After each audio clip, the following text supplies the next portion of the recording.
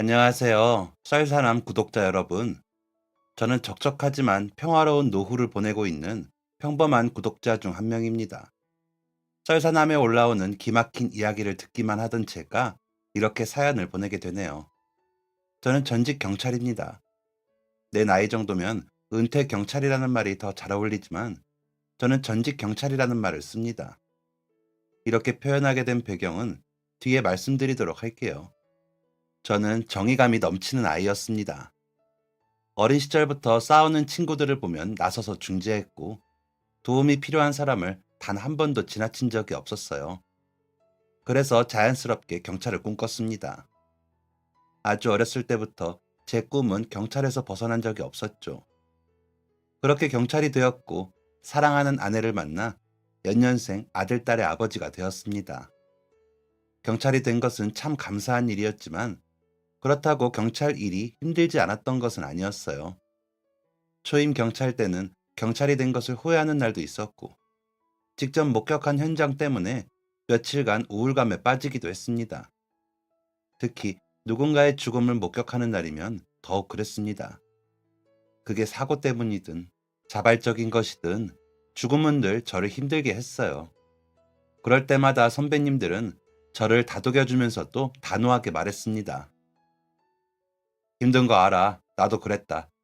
그런데 그렇게 계속 감정에 휘둘리면 너만 힘들어질 뿐이야. 가슴은 따뜻하지만 머리는 차갑게 해라. 그래야 치우치지 않을 수 있어. 처음엔 그 말이 어떤 의미인지 몰랐지만 연차가 조금씩 쌓이면서 그 말을 이해할 수 있었습니다. 감정에 휩싸여 상황을 보게 되면 제가 보고 싶은 것만 보게 되고 진짜 봐야 할 것을 보지 못하기 때문에 머리를 차갑게 하라는 거였죠. 하지만 처음 경찰이 됐을 때의 마음가짐을 잊지 않고 경찰로서의 사명을 잊지 않기 위해 가슴은 따뜻해야 했던 것입니다. 그런데 딱 한 가지 경우에는 이렇게 하기가 참 힘들었어요. 바로 아이들이 연관되어 있는 사건들이었죠. 아이들이 연관되어 있는 사건의 종류는 참 많습니다만 어떤 종류의 사건인지는 상관없이 사건에 아이들이 포함되어 있다면 심적인 타격이 컸어요. 제가 두 아이의 아빠가 된 이후에는 더욱 그랬습니다. 그날은 경찰로서도 한 인간으로서도 결코 잊지 못할 날이 되었습니다. 그때 들었던 소리, 그때 맡았던 냄새, 그때 만졌던 모든 것의 촉감이 아직도 생생하게 남아있죠. 급한 신고가 있었습니다. 다세대 주택이 모여있는 주택가에서 불이 났다는 신고였어요. 서둘러 현장으로 향했습니다. 소방대원들은 불을 껐고 저는 시민들을 안전한 곳으로 대피시켰죠. 불은 제 생각보다 더 큰 규모였습니다. 집의 재질과 다세대 주택이 다닥다닥 붙어있는 환경이 피해를 더 심각하게 만들었다고 하더군요. 하지만 크게 번졌던 불도 소방관들에 의해서 진압되고 있었습니다. 집안에 사람이 있다는 신고를 받은 소방대원들은 구조를 위해 건물 안으로 뛰어들어갔죠. 불이 거의 다 진압되었을 때 건물 안에서 두 명의 소방대원이 한 여성과 아이를 안고 나왔습니다. 검게 그을린 여성과 아이는 곧장 앰뷸런스를 타고 병원으로 향했죠. 화재가 시작된 곳과 화재의 범위를 봤을 때 당시 화재는 단순한 사고로 보기 어려웠습니다. 저희는 당시 화재가 방화일 수도 있다는 가능성을 염두에 두고 수사를 시작했죠. 수사 결과 화재가 시작된 곳은 소방관들에 의해 구출되었던 여성의 집 베란다였습니다. 그래서 그 여성을 찾아갔지만 이미 사망한 뒤였습니다. 소방서에서는 화재가 시작된 지점이었기 때문에 피해를 가장 직접적으로 입었고 차마 대피할 만한 여유조차 없었을 것이라는 말을 전했습니다. 병원에 실려간 여성이 병원에 실려간 지 얼마 되지도 않아서 목숨을 잃었다는 것도 말이죠. 원인은 전신에 심각한 화상이라고 했습니다. 함께 구출된 아이는 어떻게 됐나요? 제 아이와 비슷한 체구로 보였던 구출된 아이의 상태를 물었습니다. 아이는 괜찮다고 합니다. 손등에 약한 화상을 입기는 했지만 크게 문제가 될 건 아니고 크면 옅어질 상처라고 하네요. 병원에 데리고 갔을 때 살아있는 게 기적이라는 말을 들었습니다. 아니, 엄마는 전신 화상을 입었는데 아이는 무사하다고요? 소방관은 잠시 침묵하며 말을 아꼈고 당시 구출하기 위해 현장에 진입했던 소방관을 불러주었습니다. 불려온 소방관은 당시의 상황을 설명해 주었어요. 정말 그때 당시에는 빨리 데리고 나가야겠다는 생각밖에 없었는데 곱씹을수록 참 마음이 그렇네요. 무슨 상황이었던 건가요? 집 전체가 타고 있었고 탈출을 하려다가 실패했는지 여성분이 문 앞에서 웅크리고 있었어요. 구출하기 위해서 몸을 들었는데 웅크린 품 안에서 아이가 나왔습니다. 갓 돌진한 아이였어요. 엄마가 아이를 품에 안고 웅크리고 있었던 거네요. 맞아요. 다 타버린 옷이 몸에 달라붙고 머리카락이 전부 탔는데도 그 자리 그대로 웅크리고 있더라고요. 아직도 그때 당시가 눈에 아른거립니다. 초인적인 힘을 발휘한 모성애에 대한 감탄은 나오지도 않았습니다. 그저 그 뜨거운 불길을 견뎌내야 했던 엄마의 마음이 어떠했을지가 먼저 떠올랐어요. 조사 결과 화재에 의한 사망자는 아이의 엄마 단 한 명뿐이었습니다. 또한 화재의 원인은 방화가 맞았어요. 아내와 이혼한 남자가 양육권까지 뺏기자 화가 나서 대로 건너편에 있는 아이의 집에 불을 낸 거였습니다. 여기서 중요한 점은 이혼한 전 부인과 방화의 피해자가 아무런 연관이 없었다는 거예요. 왜 하필 그 집이었냐? 라는 질문에 방화범은 나는 애들도 다 뺏기고 혼자 호래비로 죽게 생겼는데 저 집 여자는 애 하나 안고 좋다며 웃더라. 물어보니까 애 아빠도 없다는데 전 부인도 나한테서 뺏어간 애들이랑 히히낙낙거릴 걸 생각하니 배알이 꼴려서 그랬다. 라고 대답했죠. 말도 안 되는 대답이었습니다. 홀몸으로 아이를 키우고 있는 애엄마가 웃고 있다는 이유로 그런 일을 저지르다니. 방화범은 끝까지 뻔뻔했어요. 그럼 나 혼자 불행해야 됩니까? 어차피 잡힌 거 하나만 얘기합시다. 내가 불질러서 잡혀왔다는 거 내 전 와이프한테도 얘기하쇼. 수틀리면 니들 사는 집에도 확 불 질러버릴 거니까 조심 좀 하라고. 인간 같지도 않은 소리에 더 이상 상종하는 것조차 힘들었습니다. 살아남은 아이와 그 아이를 살리기 위해 온몸이 타들어가는 고통을 감당해내야 했던 아이의 엄마는 그저 운이 안 좋아서 행복했다는 이유로 범죄의 피해자가 된 것이었어요. 집에 돌아와서 새근새근 자고 있는 아이들을 보면 그 아이가 생각났습니다. 내가 그 아이의 엄마와 같은 상황이라면 어떻게 할까를 생각해 보니 저 또한 망설임 없이 그리했을 것 같았습니다. 이후로 아이가 자꾸 생각났어요. 그래서 좀 더 집요하게 아이와 아이 엄마의 사정을 파헤쳐 보았습니다. 아이의 엄마는 주변 주민들 사이에서 칭찬이 자자한 인물이었습니다. 어휴, 싹싹하니 예뻤지. 젊은 엄마가 애 둘러 업고 이거 좀 깎아줘라, 저거 좀 깎아줘라 하는데 그게 하나도 안 밉더라니까. 한창 꾸밀 거 좋아하는 나이인데 혼자서 애 키우려니 얼마나 힘들었겠어. 우리 아 사정 다 아니까 그렇지. 사정 모르는 사람들은 애기 엄마 욕 많이 했어요. 젊은 년이 사고 쳐서 애 낳았다고 발랑 까졌다면서. 그 소리를 들으면서도 웃으면서 일을 했다니까. 내가 볼 때마다 마음이 얼마나 아팠는지 알아? 아이 엄마의 나이는 고작 24살이었습니다. 그 나이에 대체 왜 홀로 아이를 키워야 했는지. 그 사정을 묻자 이웃 주민은 조심스럽게 이야기했어요. 애 아빠가 2살인가 많았는데 애 아빠랑 같이 이사를 왔었지 3년 전에. 둘 다 배운 것 없고 가진 것 없어서 아무것도 없이 시작한다고 했어. 처음에는 그러려니 했는데 하는 걸 보니 성실하잖아. 애기 아빠는 공사판 나가서 노가다를 했는데 거기서도 칭찬이 자자했어. 우리 아주버님이 거기 십장이었거든. 둘이 알콩달콩 참 예쁘게 살았어. 내 입에 들어와 있는 것도 빼서 먹여주고 그랬다고. 그런데 애기가 생기고 얼마 안 돼서였지. 애기 아빠가 갑자기 죽었어. 네? 정말 갑자기. 사고였지. 애기 엄마 배가 남산만하게 불렀는데 애 아빠가 그리 됐으니. 세상에 그런 일이 어디 있어. 말을 잇던 주민은 목이 메는지 헛기침을 하며 눈물을 쓱 닦아냈습니다. 애기 엄마가 말이야. 남편이 죽은 지 얼마 되지도 않았는데도 웃으면서 돌아다녔어. 우리는 다들 미친 줄 알았지. 저거 어쩌냐고 걱정도 많이 했고. 근데 새벽 늦게 쓰레기 버리러 잠깐 나왔는데 어디선가 훌쩍이는 소리가 들리는 거야. 뭔가 싶어서 보니까 애 엄마가 등에 애를 업고 훌쩍거리고 있더라고. 너무 놀래서 왜 이 시간에 나와 있냐고 물어봤더니 펑펑 울면서 너무 힘들다고. 애가 있으니 어떻게든 살아보려고 하는데 너무 힘들다고 오열을 하는 거야.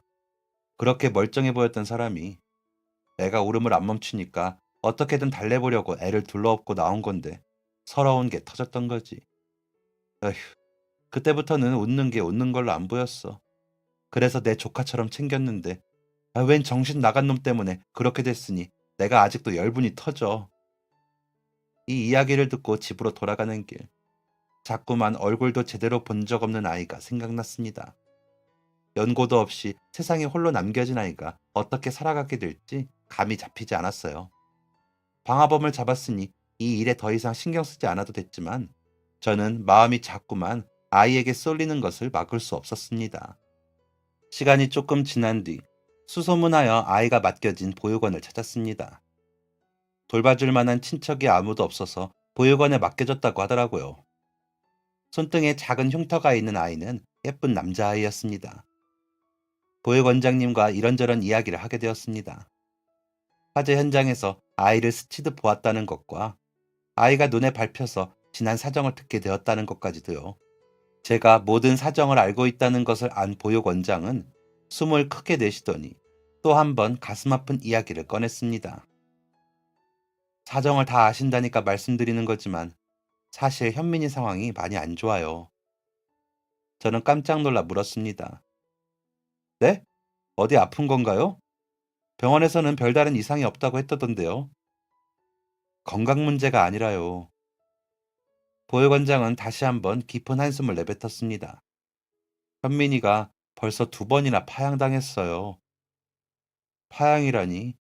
아무 말도 못하고 있으니 보육원장이 알아서 말을 이었습니다. 정확히 말하면 입양하겠다는 말을 번복한 건데 이유가 너무 설마 하는 생각이 들었습니다.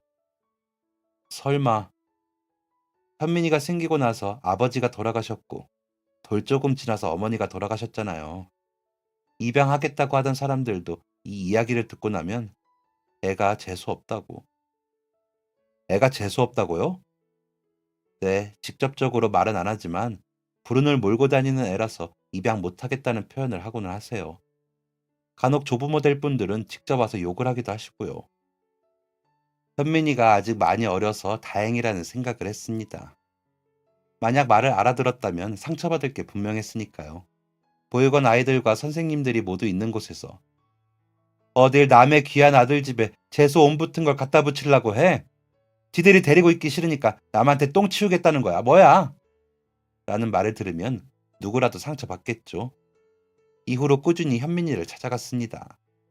현민이의 사정을 알고 있는 아내도 저와 함께 현민이를 찾아가곤 했습니다. 그리고 깊게 고민하고 대화를 나눈 끝에 저희 부부는 현민이를 입양하기로 결정했습니다. 저희 부부는 현민이를 아주 오랫동안 지켜봐왔고 현민이 부모의 이야기를 다 알고 있었기 때문에 입양 절차가 그렇게 까다롭진 않았습니다. 한 가지 우려되는 점이 있다면 각각 5살, 4살이 되는 두 아이가 현민이를 어떻게 생각할지였어요. 정말 다행히도 새 아이들은 잘 어울렸습니다. 아들과 딸은 현민이를 동생으로서 참 예뻐했죠. 현민이를 키우면서 별의별 일이 다 있었습니다. 애 2명도 키우는 게 힘든데 3명이었으니 정신없는 하루하루가 이어졌어요. 현민이가 입양되었기 때문에 생기는 불편과 문제는 단 한 번도 없었습니다. 현민이도 입양 사실을 알고 있었지만 그렇다고 태도가 바뀐다든지 혼란스러워하는 모습은 보여준 적이 없었어요. 사춘기 딱 그 직전까지만요. 사춘기가 시작된 현민이는 많이 혼란스러워했습니다. 세상이 부모에서 가족으로, 가족에서 친구들로 확장되었으니 생각의 변화가 생기는 건 당연한 순서였죠.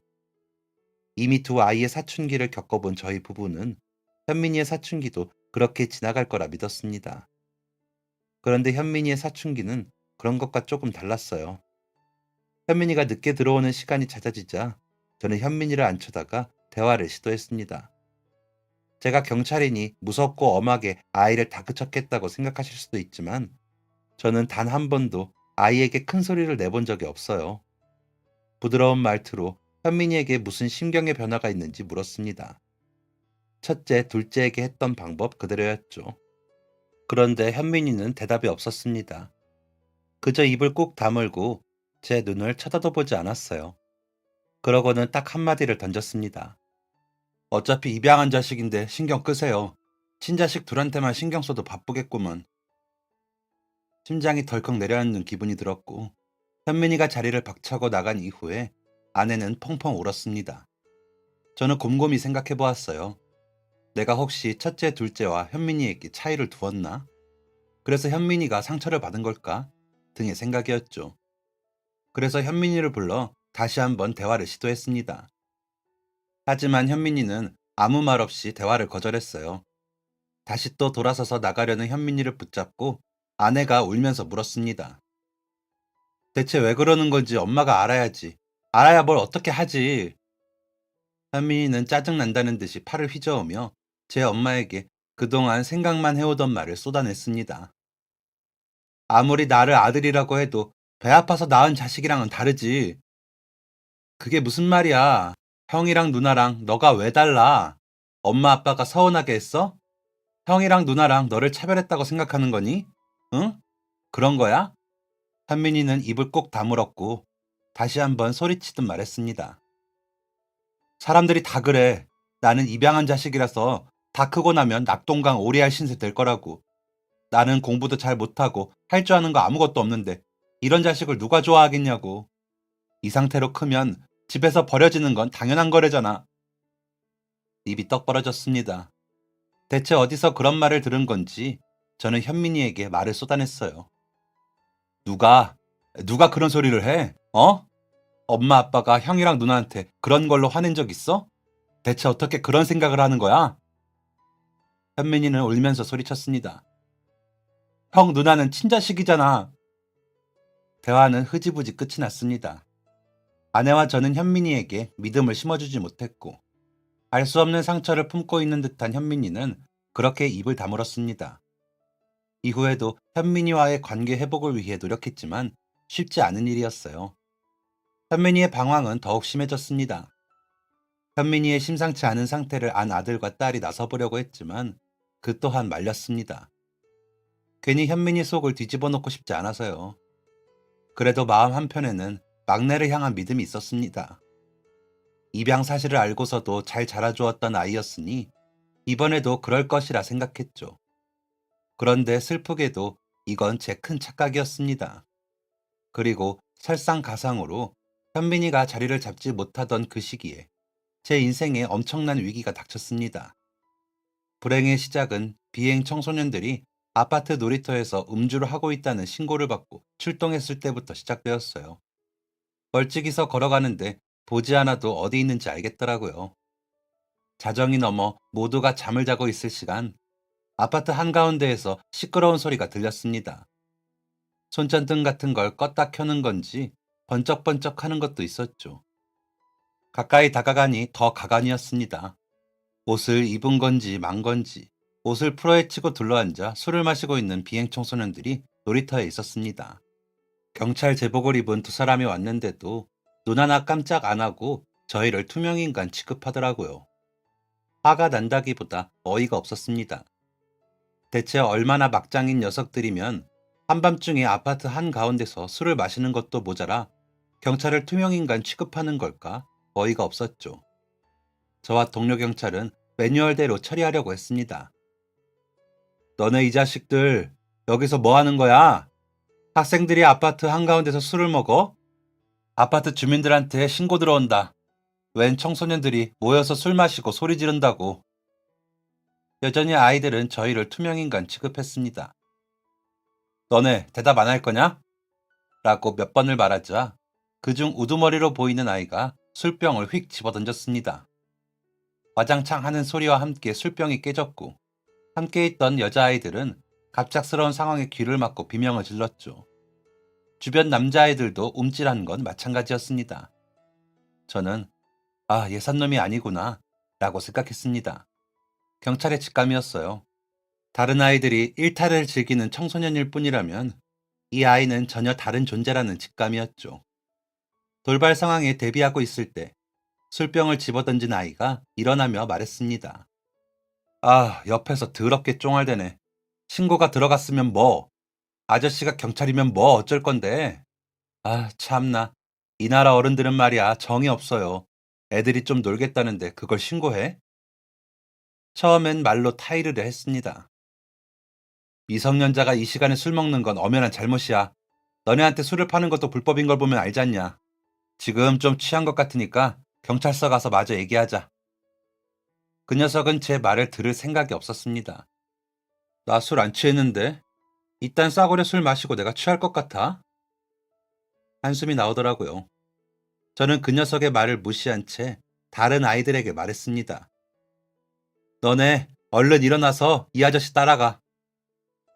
다른 아이들은 눈치를 보며 슬금슬금 일어났습니다. 그런데 우두머리로 보이는 그 아이의 고함 한 번에 모두가 다시 자리에 앉았어요. 따라나가면 죽는다. 옆에 있던 동료 경찰은 그런 아이들을 보며 으름장을 놓았습니다. 너네 이렇게 협조 안 하면 공무집행방해로 체포할 줄 알아? 얌전히 따라와서 부모님 부를래? 아니면 체포돼서 부모님 부를래? 물론 청소년들에게 적용될 만한 얘기는 아니었지만 동료 경찰의 말은 의외로 효과가 있었습니다. 자신을 따르던 아이들이 동료 경찰을 따라가자 우두머리 녀석은 화가 머리끝까지 난 듯 했습니다. 고함을 지르면서 욕설을 내뱉었죠. 얼마나 시끄럽게 욕을 해대는지 주변 아파트 세대에 불이 하나둘씩 들어올 정도였습니다. 하지만 그래봤자 애죠. 예산놈이 아니라고 생각하긴 했지만 그래봤자 제 아들 또래의 애였습니다. 저는 크게 당황하지 않고 그 녀석을 살살 달래고 있었습니다. 당신 우리 아버지가 누군지 알아? 어른들 입에서 내가 누군지 알아를 수도 없이 들어봤기 때문에 우리 아버지가 누군지 아냐는 녀석의 말은 힘이 없었습니다. 너네 아버지가 누군지는 관심 없고 너도 얼른 따라와. 이렇게 고집 부려서 너한테 좋을 거 하나도 없어. 우리 아버지가 누군지 아냐고. 그걸 내가 어떻게 아냐. 그렇게 아버지 소개해주고 싶으면 얼른 경찰서로 가. 거기로 모셔오면 되잖아. 다들 아실 겁니다. 화가 나서 화를 냈는데 상대가 비슷한 수준으로 응해주지 않으면 더 화가 나는 것을요. 게다가 자기가 하고 있는 말이 억지스럽다는 것을 알면서도 인정하고 싶지 않을 때 더더욱 화를 낸다는 걸요. 아직 미성숙한 청소년 시기의 그 녀석은 그 분노가 더욱 크게 폭발했습니다. 말로 제 신경을 긁을 수 없고 제가 화내는 것을 볼 수 없게 되자 몸을 쓰려고 했어요. 저에게 달려들었지만 쉽게 제압되었죠. 제가 덩치가 있는 편이거든요. 보통 저 정도의 체격이면 몸으로 달려들 생각은 못하는데 어디서 이런 깡다구가 나올까 싶을 정도로 악을 쓰며 달려들었습니다. 너무 맥없이 2번 정도 제압되고 나니 녀석은 방법을 바꿨습니다. 깨진 술병을 들고 저에게 달려든 것이었죠. 이제 더 이상 봐줄 수 없겠다 싶어 손목을 꺾어 술병을 떨어뜨렸고 그대로 제압해 경찰서로 향했습니다. 무력 제압은 그 상황에서 불가피한 것이었고 그 외의 모든 과정도 매뉴얼대로 진행되었습니다. 아무 문제가 없다고 생각했고 문제가 없었습니다. 그런데 경찰서로 아이들의 부모가 온 순간부터 문제가 생겼습니다. 대부분의 부모들은 고개를 숙이며 사과했습니다. 죄송합니다. 죄송합니다. 제가 애를 잘못 키워서 그래요. 바쁘다고 집에 제대로 들어가지도 않아서. 너 뭐해? 얼른 죄송하다고 해야지. 저한테 죄송하실 건 없고요. 어머님, 가서 잘 지도해 주시면 되겠습니다. 너 다시는 여기 올 생각 하지 마. 알겠어? 보통 이런 상황이 대부분이었죠. 그런데 몇몇 부모들은 애들이 크다 보면 술도 한잔하고 그럴 수 있는 거지. 라는 반응이었습니다. 듣자 하니 애들한테 공무집행 방해니 뭐니 하면서 협박했다면서요. 그게 자라나는 애들한테 할 소리입니까, 경찰이? 그리고 사내 자식들이 술 한잔 한 것 가지고 경찰서로 잡아와요? 그쪽 양반들은 10대 때 술 한잔도 안 해봤습니까? 뭐라고 하려면 우리 애가 아니라 딸 간수 제대로 못한 저 집한테 얘기해야지. 이 새벽에 계집애가 말이야. 야, 뭐라고? 너 우리 딸한테 계집애라고 했어? 어디 한번 다시 말해봐. 야! 이렇게 부모 싸움으로 번지기도 했습니다. 그런데 여기까지는 약과였습니다. 진짜는 저에게 달려들었던 그 아이의 부모가 오고 나서부터였어요. 저를 폭행하려고 했던 걸로도 모자라 흉기로 위협까지 했기 때문에 제압 과정에서 약간의 몸싸움이 있었습니다. 제 몸에도 약간의 상처가 났고 그녀의 손목에도 작은 멍이 하나 생겼죠. 경찰서로 들어온 그 녀석의 아버지는 위풍당당해 보였습니다. 말끔하게 차려입은 모습이 고위급 공무원이나 큰 회사의 사장 정도로 보였어요. 그 녀석의 아버지는 들어와서 제 아들은 보지도 않은 채 저희에게로 왔습니다. 뭐 보상 같은 거 해야 합니까? 앞뒤도 묻지 않고 보상 얘기라니. 무슨 이야기를 하는 건지 모르겠더라고요. 보상이라고 하면 뭘 말씀하시는 건가요? 누구를 때렸다거나 물건을 부쉈다거나 그런 거 아닙니까? 그랬으면 보상하고 깔끔하게 끝내야지요. 들으니 알겠더라고요. 지금까지 그 녀석과 아버지가 어떻게 일을 처리해 왔는지를요. 보상이라 할 건 없습니다. 아파트 한가운데에서 술을 마시고 소리를 지르고 제 말은 더 이어질 수 없었습니다. 그 녀석의 아버지는 명함 한 장을 내려놓으면서 곧장 몸을 돌렸어요. 제가 바쁜 사람이라 뭔 일 있으면 여기로 연락하세요. 제 앞에 놓인 명함은 변호사 명함이었습니다. 변호사님인가요? 아니요, 제 변호사입니다. 몸을 돌려 빠져나가는 아버지 뒤로 그 녀석이 위풍당당 걸어 나갔습니다. 저와 동료 경찰은 헛웃음만 지을 뿐이었죠. 이후 한 달 동안 일주일에 한 번씩 그때 아이들이 잡혀왔습니다. 문제는 잡혀오는 이유와 수위가 점점 세졌다는 거였어요. 처음엔 죄송하다고 했던 부모들도 이젠 지쳤는지 경찰서로 자기 아이를 데리러 오는 것조차 귀찮아했습니다. 처음엔 고성방가, 음주로 잡혀왔던 아이들이 나중엔 절도, 그 후엔 폭행, 그 후엔 특수폭행 등으로 잡혀왔습니다.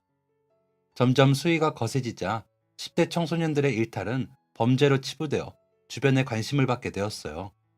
그도 그럴 게 하도 그 부근을 들쑤시고 다니는 탓에 주민들도 청소년들이 저지르는 문제를 다 알고 있었죠. 청소년 아이들 몇 명으로 동네 분위기가 흐려질 수 있냐 생각하실 수도 있겠지만 흐려질 수 있습니다.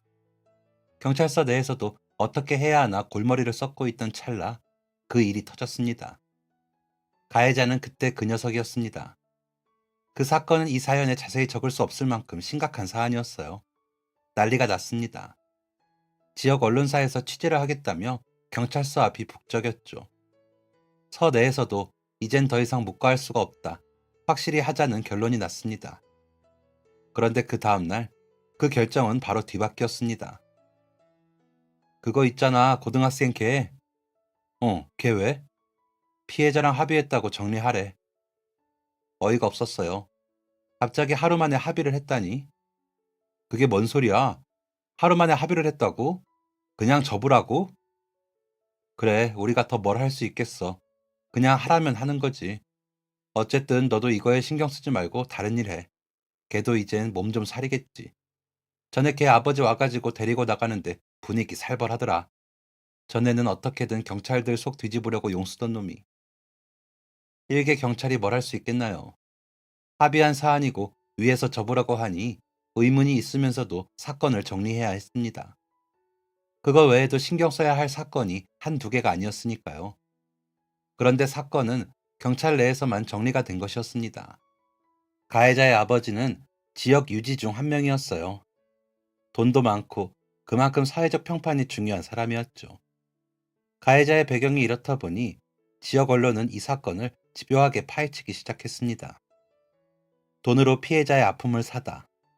사람들의 관심을 끌기 딱 좋은 문구였죠. 합의한 것으로 종결된 사건이 합의했다는 이유로 다시 이슈가 되자 경찰 내에서도 입장을 표해야 할 때가 되었습니다.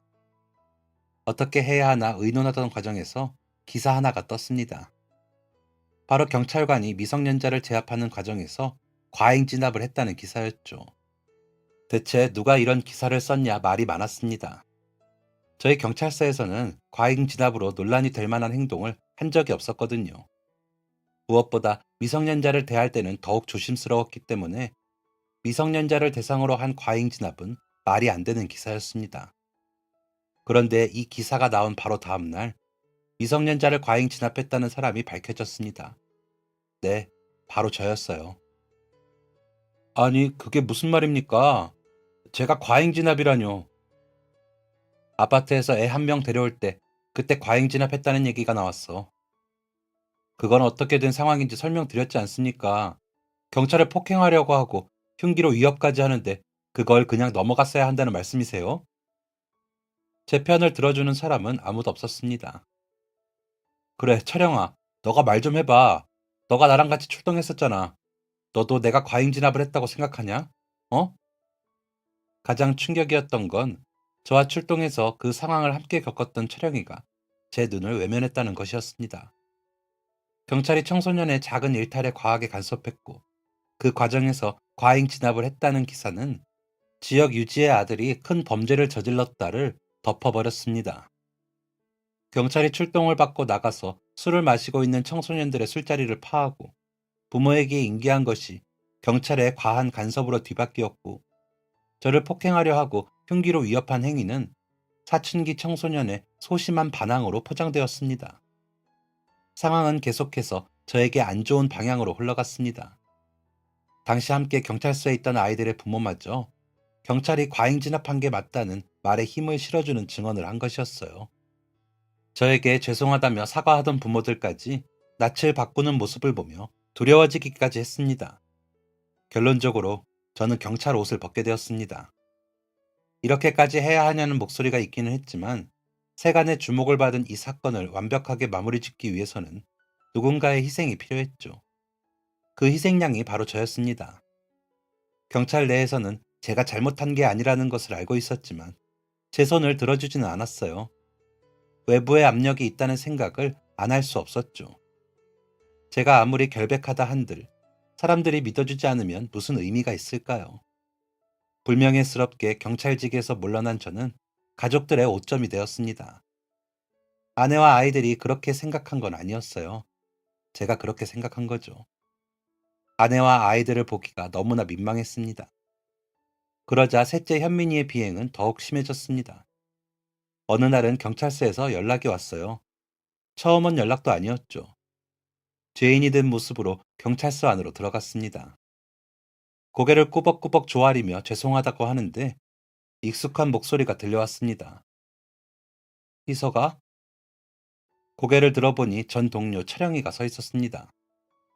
얼마 전 이곳으로 근무지를 옮겼다고 했죠. 제가 현민이냐? 너무 오랜만에 봐서 얼굴을 못 알아봤네. 현민이가 경찰서에 잡혀간 이유는 폭주를 띄었기 때문이었어요. 도로에서 위험하게 운전하는 오토바이가 있다는 신고를 받고 출동한 경찰에게 붙잡힌 거였죠. 저는 전 동료이자 친구였던 철영이에게 고개를 숙이며 연신 미안하다는 말을 전했습니다. 전에 만났던 비행 청소년의 부모처럼 말이죠. 현민이를 데리고 집으로 돌아가는 길, 현민이에게 오랜만에 쓴소리를 했습니다. 앞으로는 오토바이 같은 거 탈 생각 꿈에도 하지 마. 공부하라는 말은 안 할 테니까 이런 위험천만한 짓은 하지 마라. 알겠어? 현민이는 이 말조차 듣기 싫었는지 버럭 성질을 내며 말했습니다. 내가 나가 죽든 말든 아빠가 뭔 상관인데 신경 꺼. 나가 죽든 말든 무슨 상관이냐니.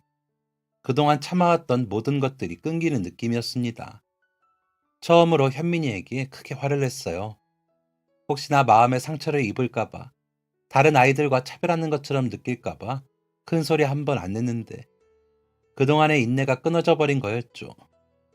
그리고 저를 이렇게까지 화나게 한 데는 중요한 이유가 있었습니다. 너가 어떻게 그런 말을 해? 현민이는 윽박지르는 제 모습에 적잖이 놀란 듯 했습니다. 그렇지만 고집을 꺾지는 않았어요. 맞잖아. 네 친어머니가 널 어떻게 살렸는데 그런 말을 하냐고. 네 목숨이 그렇게 가벼운 건 줄 알아? 너가 어떻게 살아남은 앤데 목숨 가지고 그런 말을 해? 친어머니가 어떻게 돌아가셨는지를 모르는 현민이는 눈을 껌뻑이며 아무 말 하지 못했습니다. 저와 아내는 두 아이를 포함해 현민이에게 단 한 번도 당시 사고에 대해 말하지 않았습니다. 그 이유는 어린 현민이가 크게 충격을 받을까 봐였어요. 자아가 완성되지 않은 청소년기에 섣불리 말해서 현민이의 마음에 죄책감을 심어줄까 걱정했던 거죠. 이 이야기는 현민이가 성인이 되면 할 생각이었습니다. 너가 괜한 마음 가질까봐 여태껏 말을 안 했는데 이젠 안 되겠다. 저는 현민이에게 그 당시의 상황을 설명해 주었습니다. 어머니가 어떻게 돌아가셨는지, 손등에 있는 희미한 흉터는 어쩌다 난 건지 말이죠. 모든 이야기를 들은 현민이는 많이 놀랐습니다. 그리고 이렇게 말했죠. 지금까지 한마디도 안 했으면서 왜, 왜 갑자기 알려주는 건데? 저는 한숨을 푹 내쉬며 대답했습니다. 너가 죄책감 가질까봐, 너 때문에 네 친어머니가 그렇게 된 거라는 말도 안 되는 죄책감을 가질까봐. 너 지금도 그렇게 생각하고 있잖냐. 너가 아니었으면 어머니가 살 수도 있지 않았을까 생각하고 있잖아. 아빠는 보면 다 알아. 너가 무슨 생각하고 있는지. 이런 애한테 어떻게 그때 얘기를 하니? 현민이는 이미 자신이 죄책감을 갖는 게 당연한 거라고 생각하고 있었어요. 맞잖아. 내가 아니었으면 더 빨리 도망갈 수 있었을 수도 있는 거 아니야? 불에 타서 죽는 게 가장 고통스럽다고 했어. 그런데 나 때문에. 그걸 버틴 거잖아. 그런 현민이가 너무나 안쓰러워 보였습니다. 이 녀석아, 엄마는 그렇게 해서라도 너를 살리고 싶었던 거야. 너가 그렇게 끔찍하게 아프지 않길 바래서 너는 그렇게 살아난 거야. 그만큼 사랑받았던 거라고. 널 이렇게 사랑했던 친어머니가 있고, 너를 이렇게 사랑하는 엄마 아빠가 있는데 대체 왜 그런 말을 하니? 어디 가서 나가 죽든 말든이란 말은 부모 가슴에 대못 박는 일이야. 너가 얼마나 소중한 앤데 그런 소리를 해. 이날 현민이와 많은 이야기를 나누었습니다. 그동안 속내를 꽁꽁 숨기고 속마음을 내비치지 않았던 녀석이 그동안 있었던 이야기를 하더라고요. 학교에서 만나는 친구들이나 선생님들이 현민이가 입양되었다는 사실만으로 색안경을 끼고 보거나 무시하기도 했다고 합니다. 그 말에 영향을 받은 현민이는 주변 사람들의 말이 사실일까봐, 저희에게 미움받을까봐 아무 말하지 못했던 거고요. 그 답답함과 서러움이 반항 심리로 작용했던 것이었습니다. 그날 이후 현민이는 오랜 방황을 정리하고 예전의 모습으로 돌아왔습니다. 모든 가족이 안도의 한숨을 내쉬었죠. 첫째와 둘째가 대학에 가고 나서부터 제 삶에도 변화가 있었습니다. 경찰 옷을 벗어야 했을 때 저를 외면했던 동료들과의 관계가 많이 회복된 것이었죠. 동료들은 제게 마음의 짐이 있다며 두 아이의 등록금을 포함해 기숙사비까지 지원해 주었습니다. 월급 받아먹고 사는 경찰에게 무슨 돈이 있냐며 거절했지만 동료들은 이렇게라도 사죄하고 싶다며 두 아이에 대한 지원을 약속했습니다. 그렇다고 제가 동료들의 도움을 받아야 할 정도로 형편이 어려웠던 건 아니었어요. 경찰을 그만두고 시작한 식당 장사가 잘 되었거든요. 정의를 실현하겠다는 욕심은 변하지 않았어서 그렇게 번 돈으로 여러 가지 자선 사업을 하기도 했습니다. 특히 미혼모나 고아들에게 관심을 많이 가졌어요. 그렇게 과거의 아픔이 조금씩 행복한 기억들로 덮어지고 있었습니다. 그렇게 꽤 긴 시간이 흐른 뒤 현민이가 서류 한 뭉치를 가지고 왔습니다. 가게를 다른 사람에게 처분하고 천천히 노후를 즐기려 한 저는 당황했습니다. 별의별 생각이 다 들었어요. 현민이가 이렇게 진지한 표정으로 서류 같은 걸 가져와 본 적이 없는데 갑자기 돈이 필요한가? 사업이라도 하려는 건가? 이런 생각이었죠. 뭐냐 이게? 한번 열어보세요. 현민이가 비장한 표정으로 내민 서류 봉투를 열어본 순간 저는 왈칵 쏟아지는 눈물을 참을 수 없었습니다. 이게, 이게 뭐냐? 그 안에 담겨 있던 것은 제가 억울한 누명을 쓰고 경찰 옷을 벗게 되었을 때의 상황이 자세히 담겨 있었습니다. 이걸, 이걸 어떻게 찾은 거야? 거의 20년이 다 되어가는 사건을 너가 어떻게 찾았어? 현민이는 손수건을 건네주며 어떻게 이 모든 증거를 모을 수 있었는지 말해주었습니다. 아빠랑 같이 일했던 동료분들을 쫓아다니면서 부탁했어. 그 사람들한테 이 증거가 있었다고? 없애버렸을 텐데.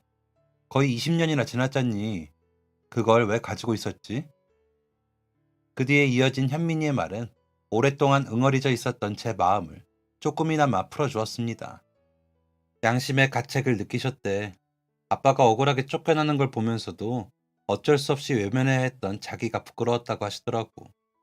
지켜야 할 가족이 있어서 지금 당장은 힘이 못 되지만 언젠간 도움이 될 수 있길 바란다는 생각으로 증거를 모아두셨다고 하셨어.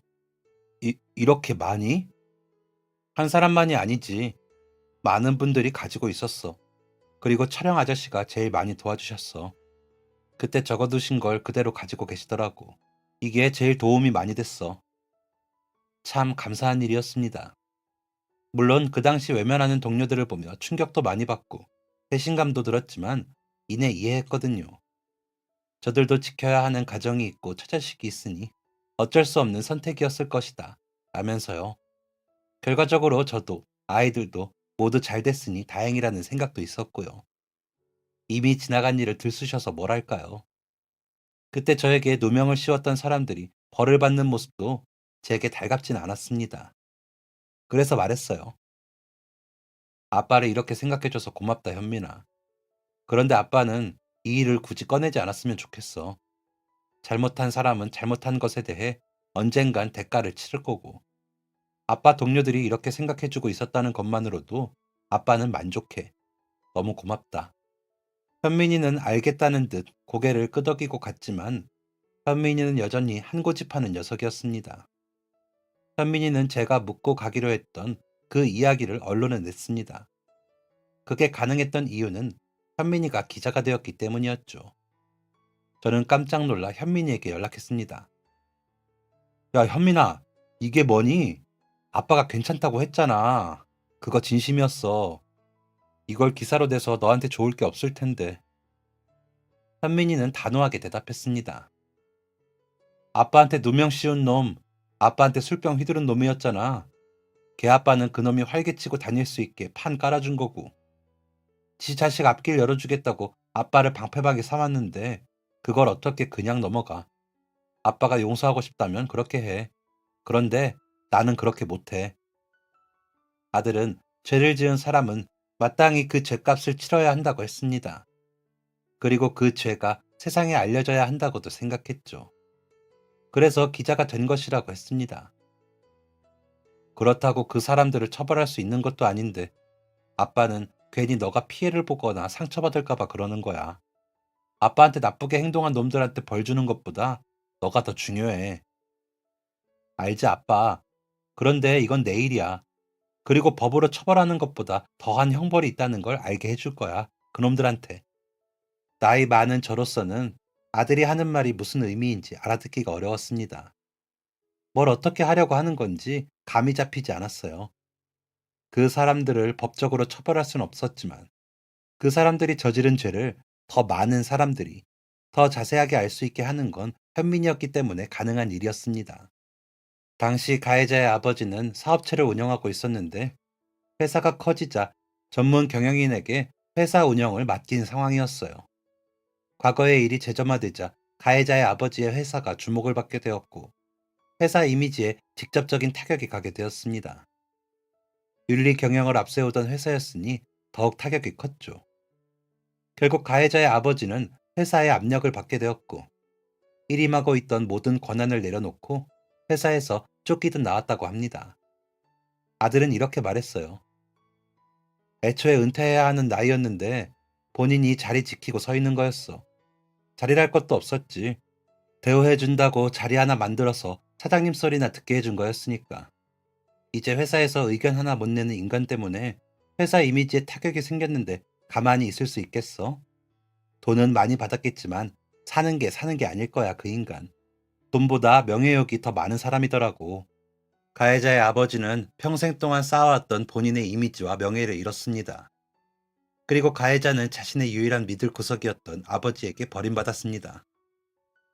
명예를 다 잃었는데 그 원인이 본인 아들한테 있잖아. 용서가 안 되지. 이딴 걸 아들이라고 낳아서 내가 이 모양이 됐으니 화풀이를 하고 싶은 거야, 아들한테. 아니, 아무리 그래도 아들이지 않냐. 그리고 애를 그렇게 키운 데는 본인 책임도 있는 걸. 아빠, 모든 부모가 아빠 같지는 않아. 그 사람한테 아들은 그냥 도구야, 도구. 밖에서 좋은 아버지인 척을 얼마나 하고 다녔는지 가증스럽기 짝이 없더라고. 아들이 사고치고 다닌 거 수습해줬던 것도 아들 때문에 본인 이미지에 문제 생길까봐 그랬던 거야. 동남아에서 사업한다면서 아버지 돈 탕진하는 중이었는데 회사에서 쫓겨나면서 지원이 싹 끊겼나 봐. 지 아버지 상황이 어떤지도 모르고 이 동네 저 동네에서 돈 꾸다가 상황 파악되고 나서야 아버지한테 찾아갔는데 돈을 줄 리가 없지. 그 자식 때문에 본인이 이렇게 됐는데. 아니, 애 엄마는 없대? 애 낳자마자 이혼했대. 아들한테 관심도 없고 본 적도 없다더라고. 헛웃음이 절로 나왔습니다. 이렇게 통쾌한 복수가 또 있을까요? 아들과 이 일을 겪으면서 확실히 알았습니다. 사람은 언젠가 죗값을 꼭 치른다는 걸요. 죄짓고는 못 산다는 걸요. 제가 억울한 누명을 쓰고 경찰 옷을 벗게 되었다는 사실이 알려지자 과잉 진압 경찰이라는 제 오명이 사라졌습니다. 저는 정직한 경찰로서의 명예를 회복했고 저를 위해 다시금 목소리를 내준 동료들과의 관계를 회복하게 되었어요. 현민이를 입양하고 정확히 30년이 지난 후의 일이었습니다. 막혀있던 무언가가 시원하게 뚫린 기분이라 요즘엔 잠도 잘 잡니다. 마지막으로 우리 막내 아들에게 감사 인사를 전하고 싶네요. 고맙다 현민아. 아빠의 아들이 되어줘서 고맙고 나도 잊어버린 일을 아들이 기억해 주어서 정말 감사하다. 사랑한다. 제 사연은 여기까지입니다. 긴 이야기 들어주셔서 감사하고 언제나 행복하세요. 안녕히 계세요. 지금까지 사연 들어주셔서 감사합니다. 사연이 재밌으셨다면 구독과 좋아요를 눌러주세요. 감사합니다. 안녕히 계세요.